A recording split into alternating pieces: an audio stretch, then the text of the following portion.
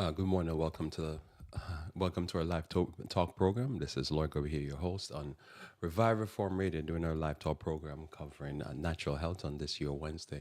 And today I'm looking at the topic. I'm looking at a topic declaring war against that you have precipitated. So declaring war against that you have precipitated. So welcome again and thanks for joining me here. Let us pray.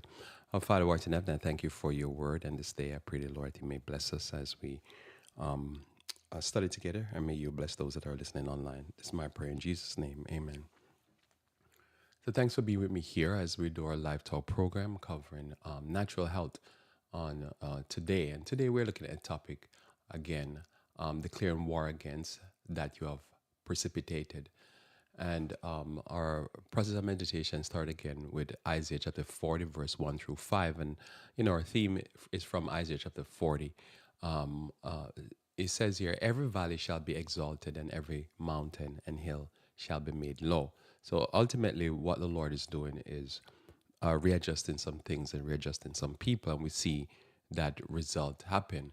But somehow the Lord does it in ways that is quite interesting, and I would say sometimes even quite strange. But we follow the Lord and try to understand what He's doing. So all what I'm doing here is just a process of understanding how the Lord is working out these various different things as we move on through life and through history, our creating history. So we've seen some history pass, and then we're gonna deal with that. So natural health or health is important to understand some of what we're talking about here. Health is very important to understand it. So we start again in Isaiah 40, verse 1 through 5, and it says, comfort ye, comfort ye, my people, saith the Lord. Speak ye comfortable to Jerusalem, and cry unto her that her warfare is accomplished, that her iniquity is pardoned, for she had received of the Lord's hand double for all her sins. The voice of him that cried in the wilderness, prepare ye the way of the Lord, and make straight in the desert a highway for our God. Every valley shall be exalted, and every mountain and hill shall be made low, and the crooked shall be made straight, and the rough place plain. The glory of the Lord shall be revealed, and all flesh shall see it together, for the mouth of the Lord hath spoken. And so definitely the mouth of the Lord has spoken. And we believe in these things that the Lord is will do this thing in the last days, where every valley shall be exalted and every mountain shall be and hill shall be made low. So that will be a balancing effort, and I think that's been the process since 1798.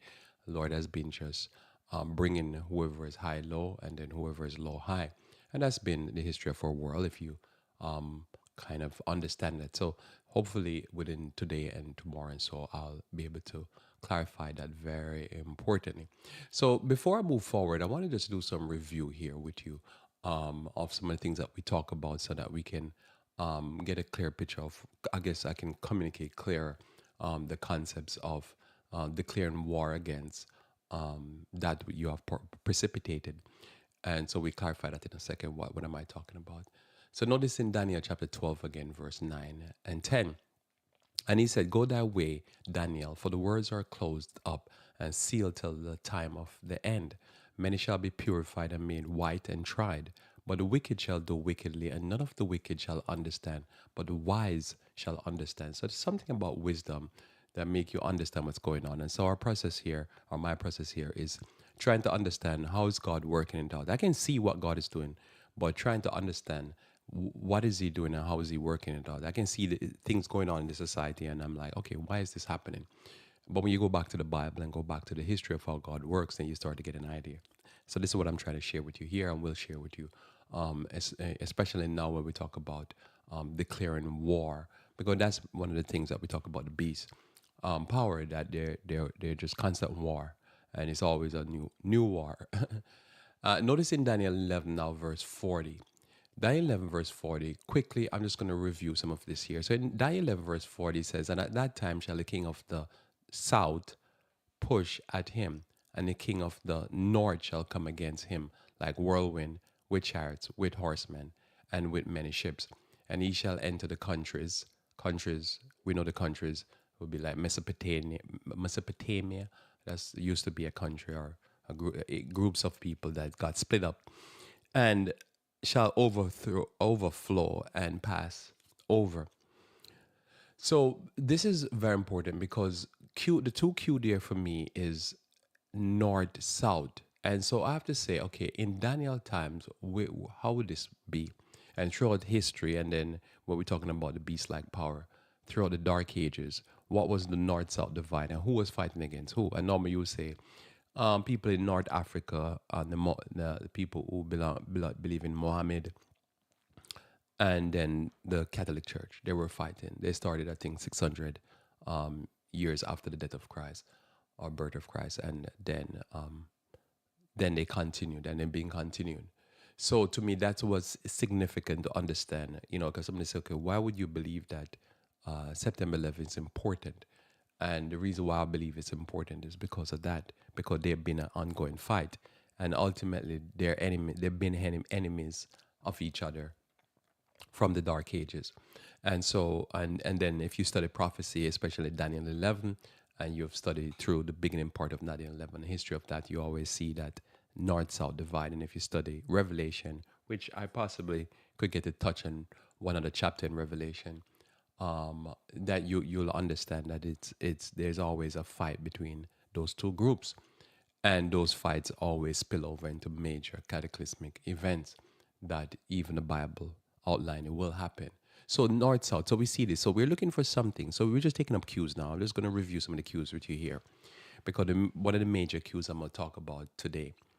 So firstly, here we know it's a north south. Something happening. The Bible is predicting that there's going to be somebody from the south push at somebody from the north, and today we call it the global south and then the global north. All right. Now, Daniel 11 verse 20 give us another cue. It says it's a raiser of tax. So whoever is the king of the north is somebody famous, or that area, that region, for raising taxes, which would normally we account this to Augustus Caesar, and that he will die, but not in war.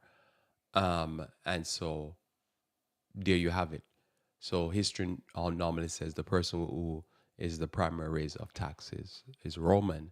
So we know, okay, we kind of get in a geographic location of where is the king of the north.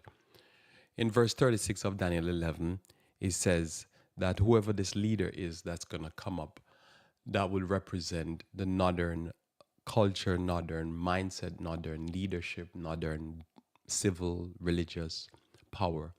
He says he shall exalt himself and magnify himself above every god. So we have to look at that and say, which leader throughout history had magnified himself above every god? Because there's a lot of leaders we could select here that were political leaders, but there was one leader that was controlling force, power, wars, famine, pestilence, but he also claimed to be God. Very important. It says God on earth, and that is no other than the Pope. Anybody that sits in that seat, the seat and great authority. And that's important also. It's not so much the individual in that sense, but it's the seat. It doesn't matter who goes into the seat. There is the seat is the issue, not so much the person. I just showing that out there for obvious reason, if you know what I'm talking about. And he says here, he speak marvelous things against the God of gods. So speak marvelous things against the God of gods. Well, obviously, again, we're back to Rome. So we land in Rome for the king of the north, and then we land in a leader we're looking for to come up in history that is religious and yet also is political. Notice here in verse 37, he says, this seat or authority, this whoever going to sit in that seat will not regard the desire of women. So we have to say again, who does that? Which entity does not regard the desire of women? They ban men and women from getting married if they work for them, which is the priest and the nun. And then you have all this priest abuse and all this people rape and stuff like that. Nor regard any God, but he magnified himself above all. And notice now, this is where I'm coming from, going to deal with today. He shall honor the God of force. Okay. That's verse 38. So very important. He shall honor the God of force or forces. Okay. And then in 39 it says, and he shall cause them, who's them? We'll clarify in a second. Who's them? To rule over many.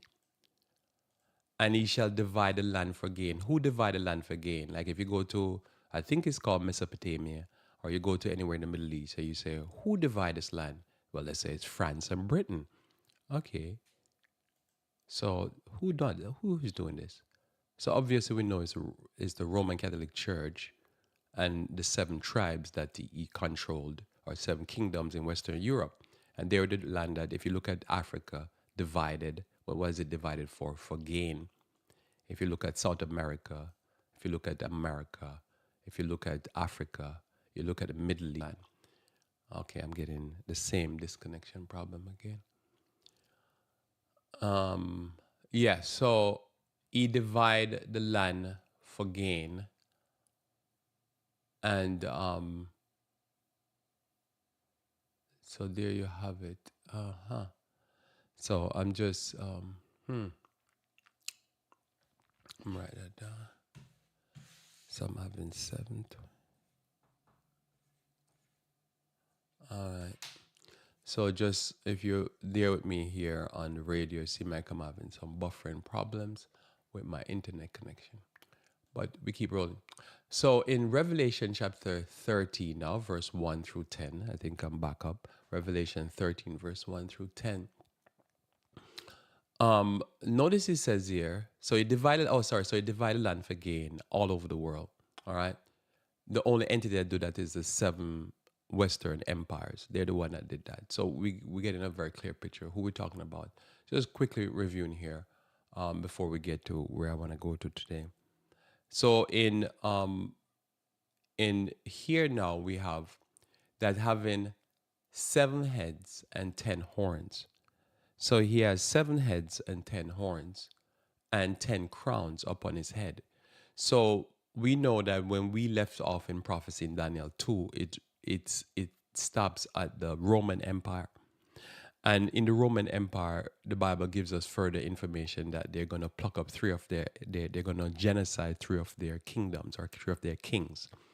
And so when we pick up back now in the Bible, under John says he sees the entity changes, and it changed.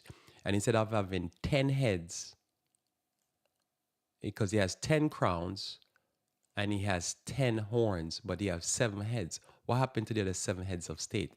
Well, we're told that they got genocide, and you can read the history of Rome. This is what makes it even more powerful, because you read the history of Rome, just secular history, and a secular historian will tell you that there were once 10 divisions of the Roman Empire, all the way to Britain, all the way to France, Spain, Portugal, and so forth. And I think they had what they call the Vikings. They have a tribe in northern Italy and so forth. And 3 of the tribes were genocided and their kings removed. And now you have 7 tribes or 7 kingdoms.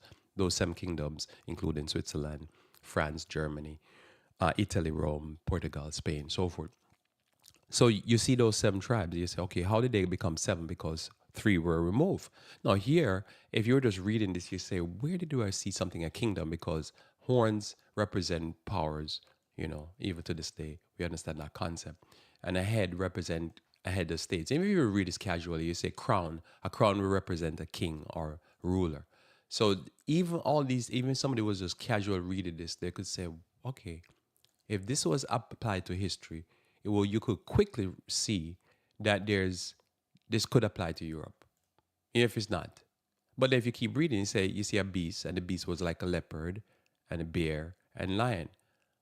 What entity were these? It was Babylon, Media, Persia, and Greece. I might say that, yeah. Mm-hmm. And then, but it says that the dragon gave him his seat and great power and great authority.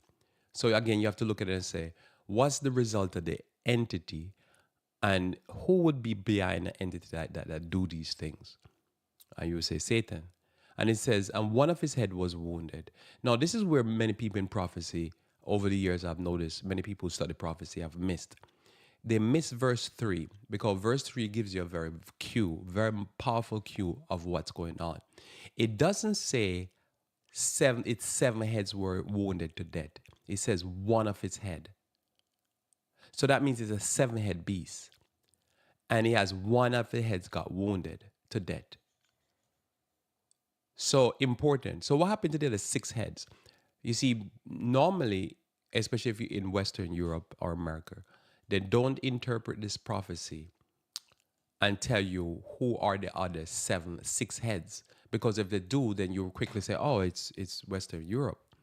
And it's only one of the heads got wounded. What was the other heads doing? Well, one of the heads got wounded by one of the head. France in 1798 arrested the main head, which is the papacy, and basically gave a deadly wound to the papacy. How did he give a deadly wound to the papacy? In the French Revolution, how many nuns and priests were guillotined? They had their head chopped off, literally. So when we talk about the one of the head got wounded, it was not just they arrested the Pope. We normally say, oh, they arrested the Pope, but we never say what is what's going on in literal France. If you read the history, tens of thousands of priests and nuns got their head chopped off. And then the Pope got arrested, which makes it changes the dynamics, because who wounded the Pope? The France itself. Now, here's the thing. Who put the Pope in power? It was France. So interesting. You always have to watch France, because France is secular. They're very secular people. They're described in the Bible as being Egypt. It's Egypt and Sodom. So when John look at the character of France, the only two things comes to John is either you describe in Egypt, which there's no God, and Sodomite, which is Sodom, which is there's all kind of effeminate, homosexual, transvestite craziness going on. And so who wounded the Pope? It was the France. But if you look at the history, and you study the history, you see all this. Just trying to review some stuff here with you. If you look at the history with the papacy and what went on in Western Europe, what you'll quickly realize is that in somewhere just before, leading up to the year 538, France put the Pope in power. So it was important for France to take him out of power. How did France put him in power? France genocided and killed the leader of one of the Western European empire. They made it number 7. They took out number 8. And when they did that, they put the Pope in power. So it was appropriate for France to take the Pope out of power. And France did that by giving a deadly wound to the Catholic Church. But how did he give a deadly wound to the Catholic Church? But not just by arresting the Pope. That was the final act, and I think he died in prison. But France also massacred a whole bunch of Catholic priests and nuns because they were part of the problem. So we see this now. But what happened to the other six heads? Because if you say the beast is only the papacy, then you don't get Revelations. Revelations anything boggled. I don't know if you know what I'm talking about, but I remember when I was younger, and they would teach me prophecy, they would make it sounds like this beast here in Revelation 13, verse 1 through 10, or 11, or wherever, to 10, is only the Catholic Church. Not so. It would make sense, because when you come to Revelation 17, it says that the church is riding the beast. Well, how can a church ride the beast if the church is the beast? The church is the woman, and the woman is riding the beast. Who's the church? The church is the Catholic Church, and he's controlled the whole system, and the whole system has 7 heads. The Catholic Church is one of the head, or the Italy is one of the head. So Italy, under the rulership of the Pope, got wounded, but the wound is being healed, is healing, but the other 6 heads continued doing all kind of wickedness. They never stopped. It is just they arrested and killed a lot of priests and nuns. So notice here, one of his head was wounded to death. One of his head. What happened to the other 6 heads? Yeah, because the other 6 heads continue. Portugal, Spain, and so forth. And his deadly wound was healed. And the world wandered after the beast, the whole system. Right? The whole system. Because this is a system that people worship. Notice here, it says now in verse 4. At the end here, it says, who is like unto the beast, and who is able, Revelation 13, verse 4, who is able to make war. So this is where my focal point now I'm going to deal with now. Who is able to make war with him? So notice there's something about the beast system, that they're into war. That's a very important distinction. So we're looking for a country that is constantly at war, or people that's constantly at war. And if you just peruse from the time from for the last 100 years as an example. So say if you went back to 1924 until now, if you go back to the 1900 to now, you say who's constantly at war? And if you say, okay, let's do last 75 years, who's constantly at war? Last 50 years, who's constantly at war? Last 25 years, who's constantly at war? Then you can figure it out. It becomes very easy to understand, right? You start to say, war, who is able to make war with him? Becoming by seven heads, and one of the heads got wounded. And if we say the seven heads, everybody that's worked the metal or the meat when it comes on to history and Bible prophecy would say, well, these seven heads represent Western Europe. Well, what has Western Europe been up to for the last 25 years? War. Who is able to make war with this beast? Notice here, and there was given unto him a mouth speak great things, and he continued for 42 months. That will end us from 538 to 1798. That's just historically correct. Verse 7 says, and notice here, and it was given him to make war again with the saints. So notice here, it's just constant war. So war, as they say, war uptown and war downtown. It doesn't matter. So make war with the saints. So we say, who made war with the saints? Well, what is the Dark Ages and why did people come to America?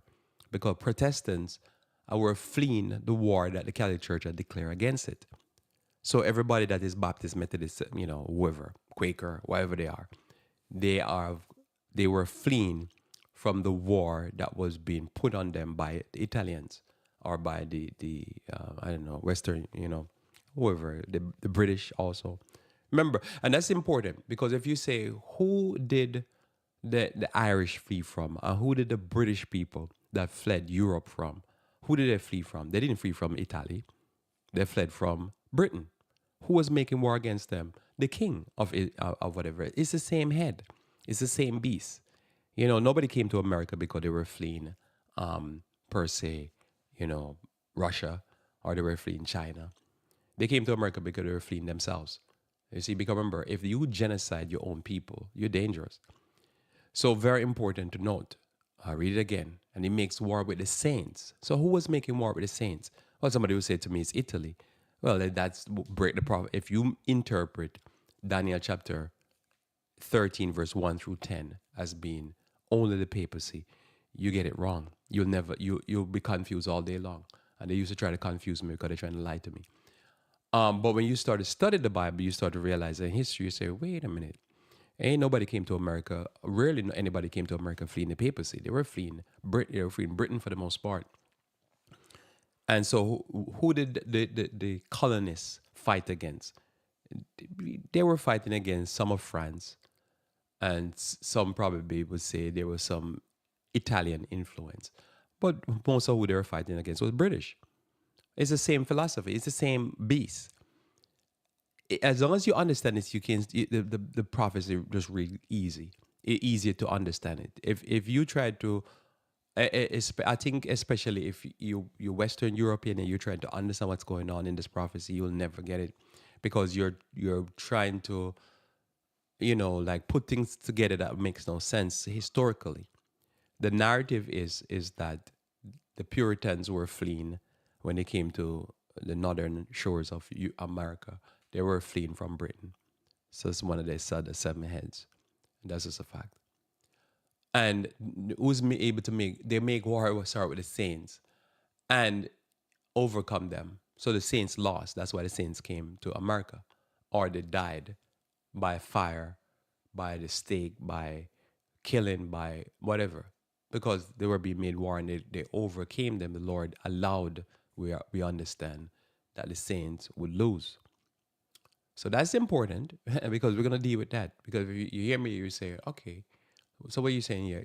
You will lose and the Lord will allow it. Not all the time, Lord will deliver the saints.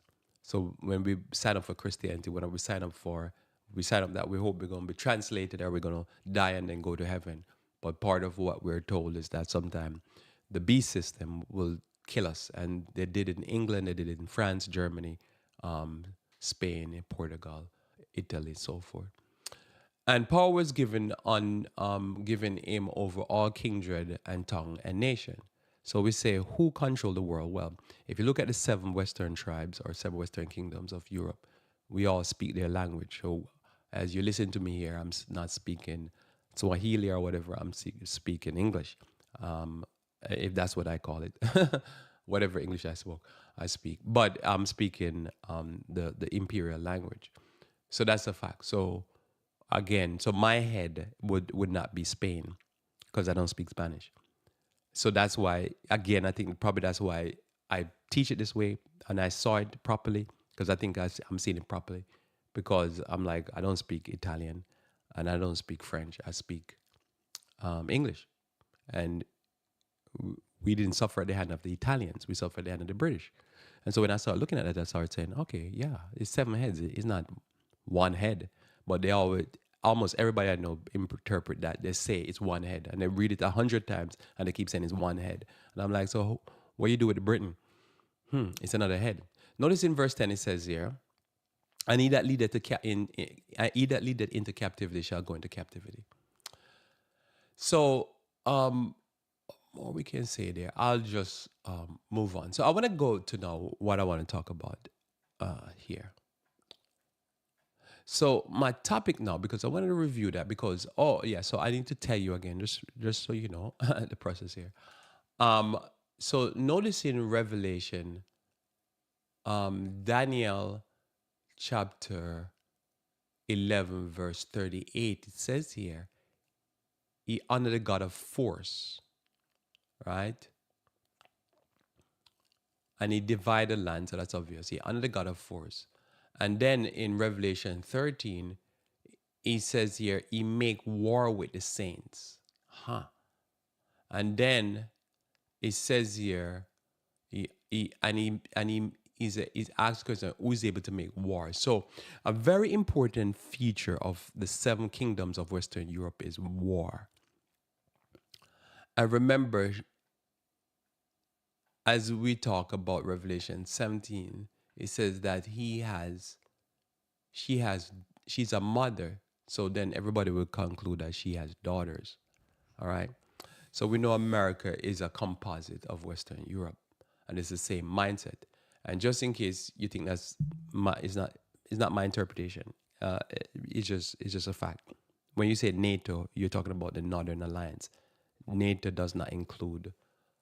It's just the 7 Western tribes of or kingdoms of Europe and America. That's basically what it is. North American Alliance. Everything that's done is always with these group of people. They fight together, and all the wars that we're going to talk about in Daniel, is they're fighting together. Iraq War, Afghanistan War. The coalition of the willing, they call them. And somebody say, oh, no, but they have Japan and South Korea in there, so that tells me that it's not just about that. No, it's North America and Europe. And what makes it very clear that when we come to, I didn't get to share that video. Anyhow, I missed that. So when we come now, she says, to the end of time, we are told that at the end of time, it will be them. As a matter of fact, since we have natural health, before I say, if you remember what happened with the pestilence 19, notice the countries that took the vaccine the most was actually North America and Europe. They're the one that took it and they're the one that did it. And this is going to be important for what I'm going to talk about. This is a backdrop. So just keep that in your mind. And that's, when I saw it happen, I said, I knew what's going to happen. It's going to be the vaccines primarily going to be given to North America and Europe. And that's important to understand what happened next, right? Because when we talk about make war, so what happened in the Dark Ages? Well, what we know in the Dark Ages is that it's called the Dark Ages. Even though the papacy was in charge and the all this was going on, it was pure war, famine, and pestilence. So, in other words, even though they were making war with the saints and God gave them to overcome the saints, and the saints had to always flee, especially from the city centers, it was important. So what you learn throughout history is that it's like the Bible is so back. God is the way to our human thinking. God ways is almost, to me, backward thinking. So in order for God to hit the beast system throughout the Dark Ages, as they keep following this guy in Italy and keep talking these pompous words and pride words, and God was going to bring them down. In order for God to hit them with war, famine, and pestilence, what God had to do is cause them to persecute the saints. And as they persecute the saints, brilliant, the saints would flee, especially out of the city centers. And then God would just hit them. You see how that goes? So it is a backward thinking, because you say, well, he gave power for the beast system, the seven kingdoms, to overcome, how would I say this, to overcome the saints. But in order for them to overcome the saints would either get killed or flee. So most of the time, the saints would fled or flee from the persecution of these countries and flee to the mountains. While they're in the mountains, they're having a rough life because they can't live in the city. But what was going on in the cities? The cities were being hit by plagues and pestilence. You see how that go? Very fascinating. And that's been the history of, how would I say, Western Europe. But on the surface, you say the saints fail. And where you pick this up in this principle, because I'm laying this out because, as I say, I'm always thinking ahead, is when you get to the destruction of Jerusalem. You study the destruction of Jerusalem. In order for the prophecies of Christ to be fulfilled, God had to get the saints out to Jerusalem. You see, because remember, the Romans, which is the Italians in our modern time, was going to come and wipe the slate clean. They're just going to murder everybody. But in order for that to happen, obviously, God has to make the saints fail. And God has to make the saints get out of there. So the saints were being persecuted by the Jews. Many of them had fled. But those who left behind, when finally the Romans surrounded the city, and then they realized, oh, something is wrong, and then the Romans pulled back, the saints fled. The saints fled only to find out now that it was God's doing, to send the Romans in and just wipe everybody clean. So in other words, that the Lord has to have a way, because I guess we are hard-headed, to get the saints, when the Bible says, like, come out of her, get the saints out. Because the saints stays in, the saints are going to get caught up in the slaughter. So it's the same thing. The saints has to be able to see, but most of the time the saints don't see. So God has to do something, because I guess we don't sometimes get it. I guess we're supposed to be wise as a serpent and harmless as a lamb, but sometimes we're more harmless as a lamb, and I guess God gets us in trouble. So the saints are not picking up. That's why I'm saying when you study Revelation 13 and Daniel 11, I think the saints can come to certain acceptance what they're dealing with. They're dealing with the beast system. It's just what it is. And the beast system against God, and God's going to keep whacking them. So notice there, so the saints now would flee. So when you take that principle and you start to understand what's going on right now, especially in natural health, it becomes very important. And so that's why when I was here, I guess I was not explaining my sauce. Why do I say certain things? And I guess people get offended. So when I see COVID coming, you see, I was calling COVID. I didn't see what was coming, but I knew a big hit was coming. Because remember when they were celebrating and cheering, just like in the time of Herod before God took him out. So he's a god and stuff like that. So they were cheering on, I remember, Donald Trump, and I was like, this is not going to end well, because I know what this is all about. And so I was saying, listen, war, famine, and pestilence. It's just going to be more fires, more tornadoes, more earthquakes, more death and destruction, more pestilence. But I never saw a pestilence before. But I was like death and destruction, because I knew what they were doing. I knew what it is. And then when they say, oh no, we're not going to give the vaccine to the poor countries, it's just going to get to us in North America and Europe, I was like, that vaccine is going to kill people, because and it's always going to backfire. And that's the history of the Dark Ages. I just summarizing history, the Dark Ages for you. It always backfire. So when you understand this principle, you understand that it's always about war. So declaring now, so my topic now, now we find my topic, declaring war against what you have precipitated.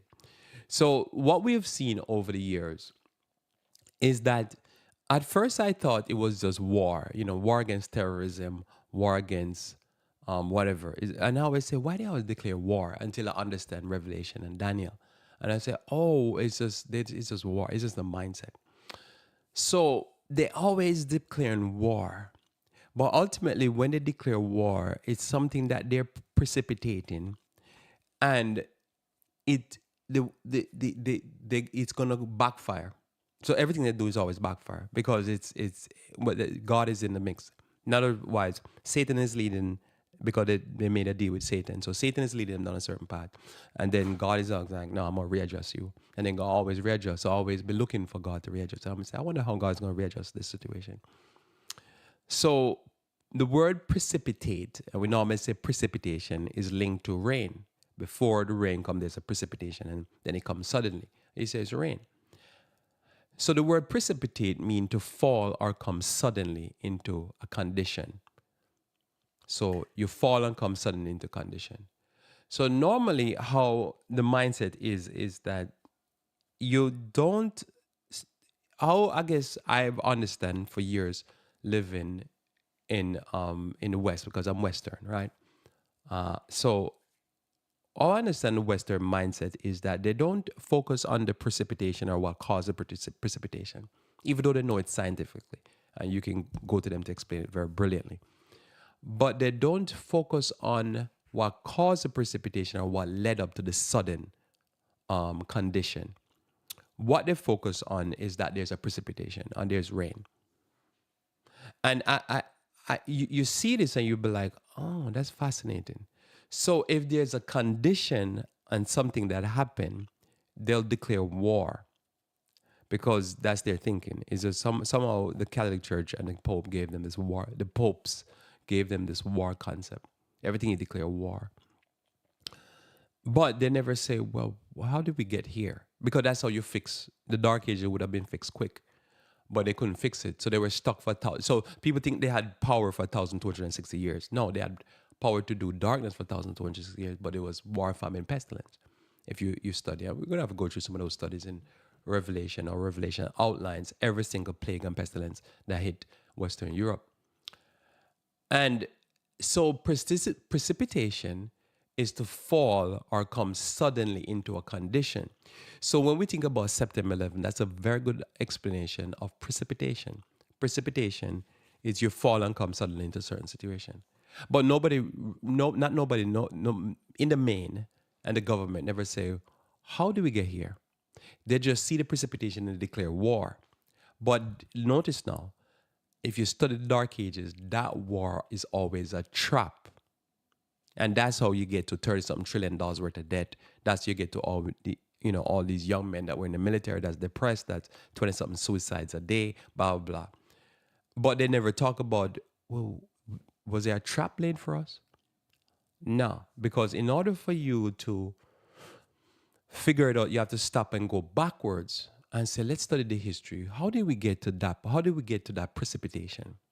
How do we fall into this condition? They now don't do that because for them that would be abominable. It would be terrible. How dare you? They just attacked us. Yeah, but why? Oh no, we don't talk about that. It's because freedom fries or something like that. So it is that where you get into the thing. So when you start to understand the Western mind, and this is where I'm at. This is not I'm not speaking infallible words here. I'm just speaking so far this is where I've studied. And I've come to realize, oh, the Western mindset is they don't never consider why this pestilence. They just say, so like when you talk about pestilence 19, they don't say where did it come from? Whose lab? Who running the lab? Why are we funding this lab? Why are we doing these experiment? Right? What they say? They say we gotta declare war against it, and we gotta do the moonshot and all this crazy stuff. And you're watching them, you're thinking, oh, that's the mindset. They don't. The history start the day precipitation start. They don't see the clouds coming, and somebody said, Lloyd, but I watch the Weather Channel. They do see the clouds coming. They know that's how clouds pick up water and then they drop the water. Yeah, I know they know scientifically, but socially they don't know. It's easy, man. They don't. They just declare war. So I'm gonna talk about two wars, and then there's a lot of wars. You can go with the wars in South America, all these wars, like the MS-13.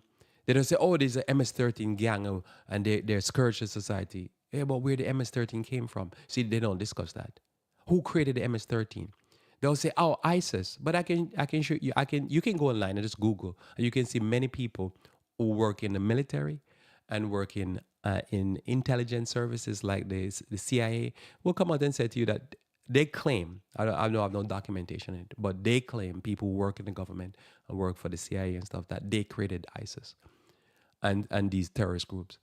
You say, well, why would they create that? But then when the terrorist group do something bad, then they say we have to declare war. You say, oh man, this is so I call it's just precipitation. I always look at it as, when I read the news, precipitation. It's just it precipitates, and they don't understand why they're doing it, and they keep backfiring on them. So notice here now, I'm going to read to you about war just to show you how powerful this concept of them, who's able to make war. Now they have declared war on cancer. So war on cancer, cancer is a very fascinating disease because we are in health, right? Fascinating disease because the people who have cancer the most seem to declare war on the cancer, which is North America. But it somehow it seemed like they never stopped to say, well, why did we die so much of cancer? They never asked that question. The question. I'm very fascinated by this. So this war on cancer has been going on for a while.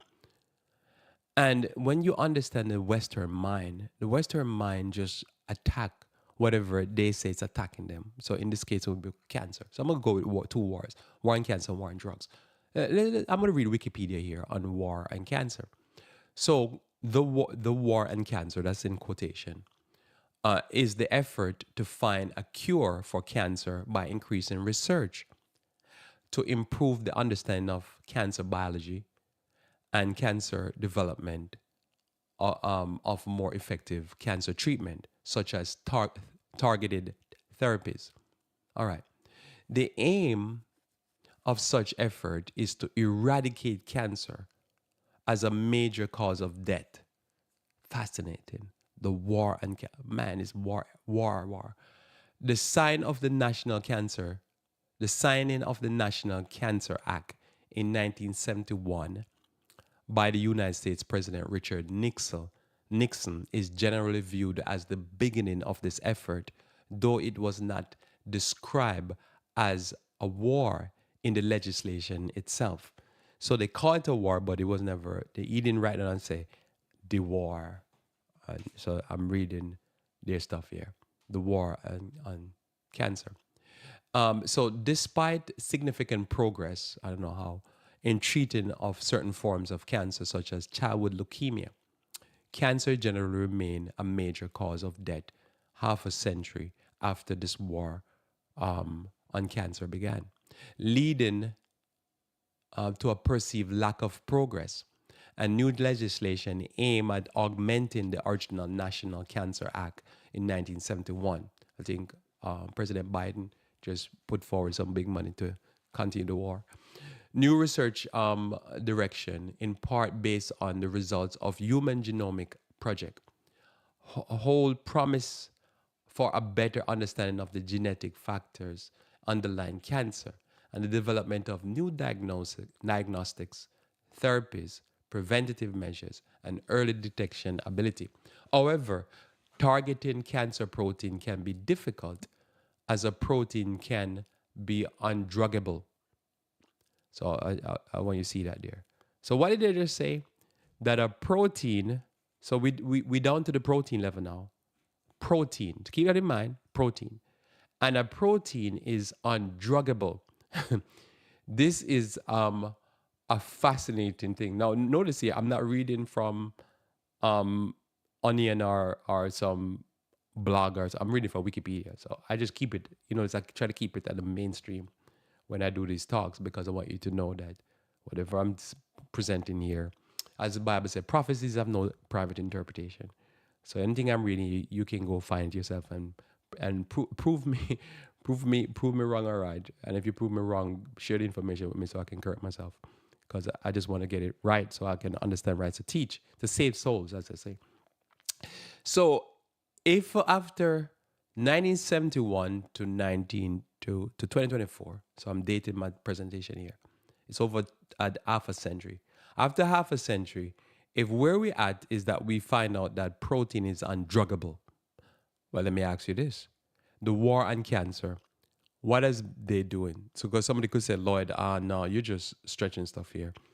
It wasn't a war. They were trying to do therapies on cancer. Really? You believe that? Let me ask you, how did they treat cancer? They poison it, right? They nuclear bomb it, or what they call nuclear. What they call it? I don't even know. They nuke it. There's a name for it. They call it some therapy that they use nuclear. And they burn it, and then they cut it out. All right. You tell me, in when they did Vietnam War and they did war in Japan, and World War One, is it the same thing they did for that? Because somebody could say, "Oh no, it's just a phrase." No, listen. How do they treat cancer? Do they love cancer? Do they massage the cancer? Do they give good food to the cancer? Do they do anything that is gentle to the cancer? No. They poison it, they nuke it, they burn it, and they cut it out. Okay. How do they do war? They hit them with poison, nuke, bombs, and they literally sometimes stab him in the head. There is no difference between the behavior of how they deal with cancer and how they deal with terrorism. It's the same thing. And if you look at who getting the funding, and you say these labs, people in white coat, some of the same people working on gain of function research and working, it's the same people. Nuclear scientists, nuclear physicists, and you'd be like, why do they, what is this aggression? That you get to a point where you fight so much wars that even you're fighting a war that is unwinnable, because the war on cancer is unwinnable. Just in case you never heard someone say it's unwinnable. The way they fight it, because they fight in a war, it's literally a war. So here you have a person, even with leukemia. Leukemia is known to be almost all chicken has leukemia. And you have a young child having leukemia, and how they going to treat the child? They're going to poison the child. They're going to nuke the child. They're going to cut the child. They're going to burn the child. And somehow they have not thought to themselves, is this an unwinnable war? And then now they come to the end and they say, after 50 years, you can't, protein is undruggable. So what's all this nuclear fusion and nuclear radiation? That's what they call it, radiation. I was trying to figure out, it wasn't nuke it. It was radiation. A person that is filled with toxins and filled with all kind of garbage food, how are you going to radiate them? How are you going to poison them? It's going to kill them. But they do this all the time. And they say, we have a war. It's war. The way they deal with cancer is like, it's war.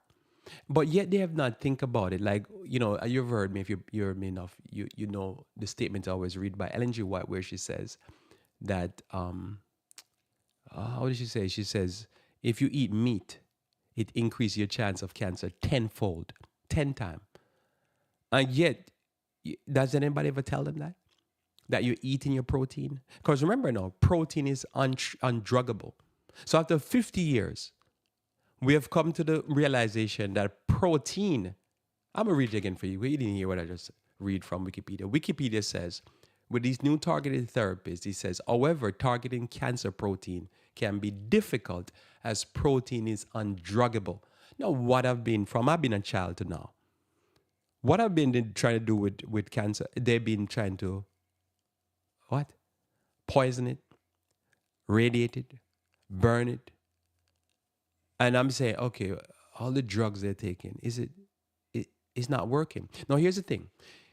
Why is it that you live in the most modern world, the most modern countries, and the most modern countries have the most poisons, the most exposure to toxins, the worst food, the most denatured food, the most modern food, and yet these are the people that are having the most cancers and still dying of the cancers, and their only function is to declare war against the cancer and to try to drug it, but protein is undruggable.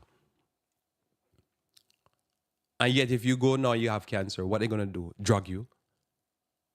That is the fascinating thing that we're dealing with. But yet, we will say protein is undruggable. So this is the type of reality that we deal with. And remember, protein is undruggable, right? And even though protein is undruggable, and they're declaring war against this thing, and they go nuke it and zap it, and they're going to do all of that type of stuff with it. It has not come into the mindset that it is important to probably declare love on cancer.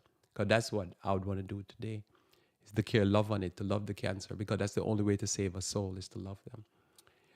And if you look at it, it was not just that they declare war on cancer. Anybody that would have said that you could deal with cancer by cleansing the system, by feeding it nutrients, by giving it any herbal remedies, herbal therapy, by stop stressing yourself out and stop getting off all the meat and all the cancer and all these food colorants and all these dangerous toxic chemical.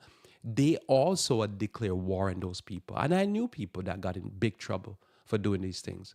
Because when we said they were declaring war against cancer, it wasn't war against cancer, it was war against anybody that offered any alternative, natural, nice treatment.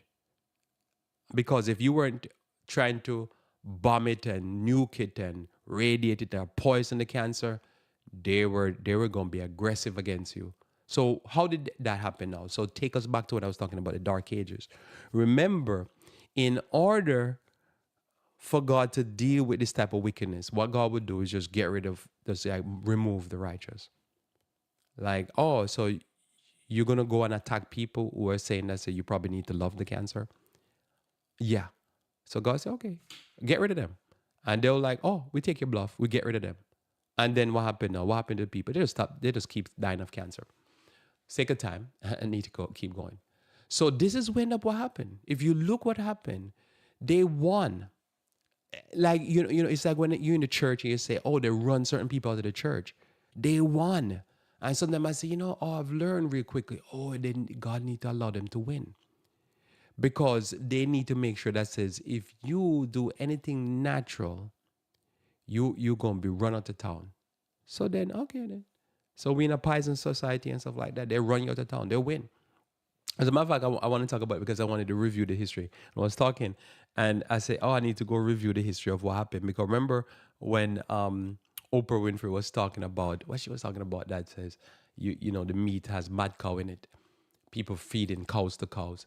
That I remember they sued her and try to shut her up so she don't say that. Well, if they won, who won? So it says she's right. Just go with the fact that says she's right. And the cow is filled with all kind of mad, disease that gonna cause you to have Parkinson-like disease and dementia and stuff like that. And they sue her and they win and they shut her up.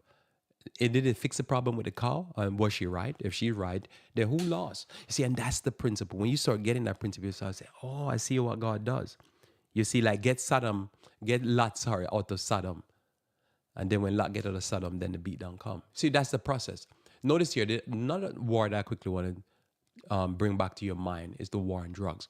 So the war on drugs, and this is real now, is a policy of global campaign led by the United States federal government of drug prohibition, military aid, and military intervention. So literally, it was war.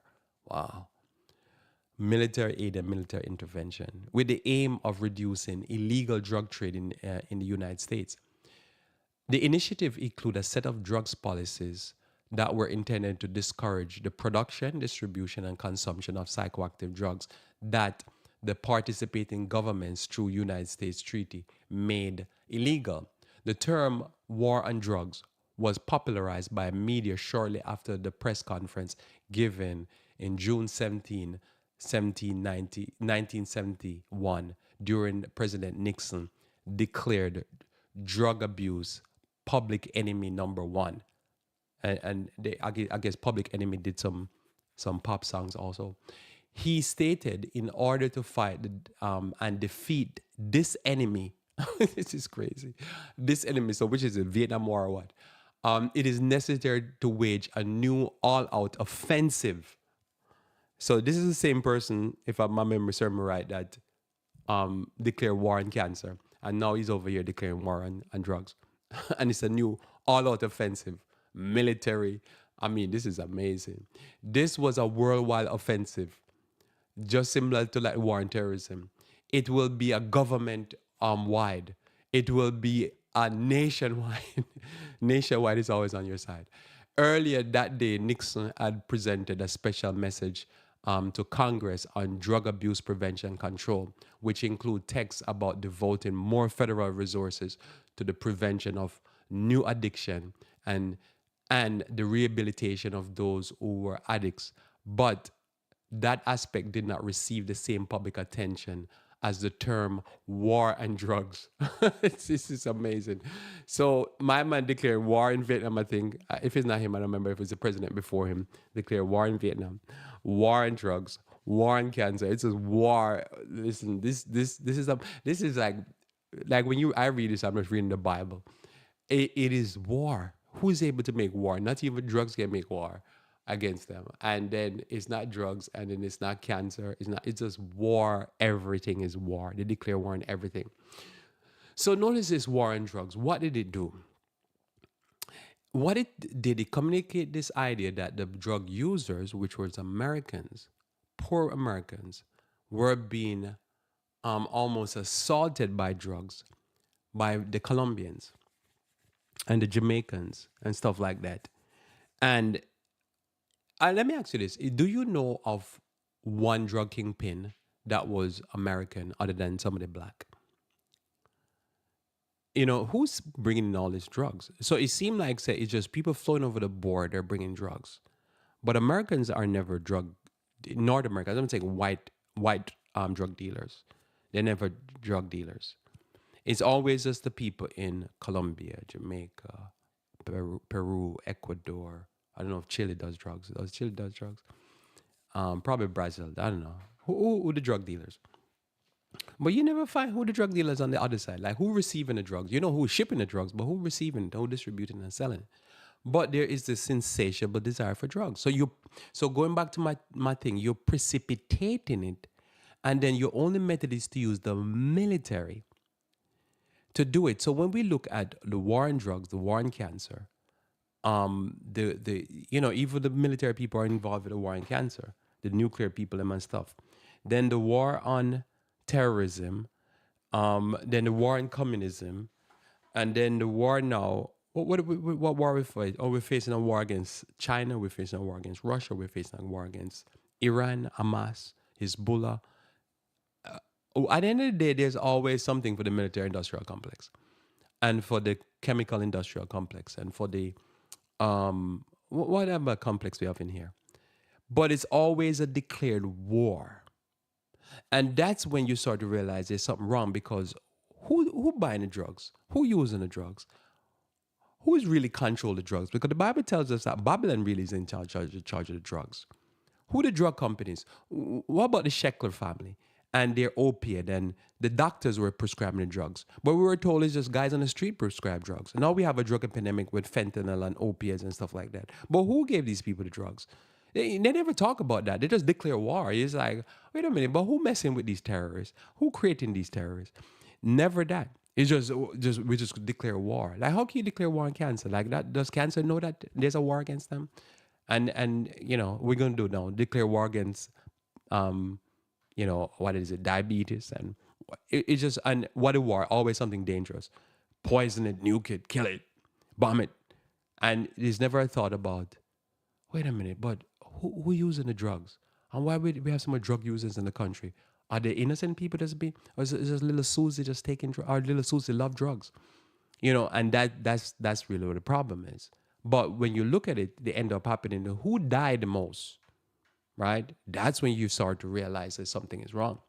Because you start to get the fact that, say, who dying of all these drugs? Who using the drugs? And who dying of it? And then you start to say, wait a minute, but the people dying the most of the drugs are the people declaring the war on drugs. The people dying most of cancer are the people declaring war on cancer. The people dying the most of, say, mass shootings and stuff like that are the people declare war on terrorism. But why you dying? Why are you the number one for all these things? Oh, we're going to declare war. The biggest public health problem is depression. But why you depressed? Why you suicide? But why you the number one for suicide and depression? It's never a thought why. It's always a thought that we just have to declare war on it, Lloyd. Yeah, but why you depressed? Oh, we don't talk about that. Why terrorists looking for you? Why on all the countries in the world, you're the one the terrorist is going for? Oh, no, because we don't need to have that discussion. We just need to declare war on them. Why are masses attacking you? Oh, no, we don't need to talk about that. That would be a bad conversation. We just need to talk, they attack us. And, it's on and on, but it's never a conversation about precipitation. Why this sudden situation? Why we dying of cancer? Why we love drugs so much? Why, as I say, Lady Liberty with that crack pipe, or that, that cup with all that booze and all that. Why she have all that stuff and feeding the people? Oh, we're not going to talk about why Lady Liberty is drugging up the society. We're just going to talk about, we're going to declare war against the people who's selling us the drugs, but we're not going to declare why you buy so much drugs, why you love drugs. See, never a discussion about that. But you and I need to have that discussion, because we need to start taking responsibility for our own selves and start to acknowledge the fact that why us? What is it about me that I seem to love drugs so much? Well, there's more we can say, so we'll say that current events by God's grace. Let us pray. Our Father who art in heaven, I thank you for your word and your grace upon us, that we might walk in the light of thy countenance, and that we might truly take responsibility for ourselves. May you bless us, dear Lord, as we walk humbly before thee. This is my prayer in Jesus' name, amen. Well, thanks for being with me here on Revive Reform Radio. Looking forward to talking to you again live tomorrow, where we should talk about current events. Until then, I pray that you may continue to walk with the King.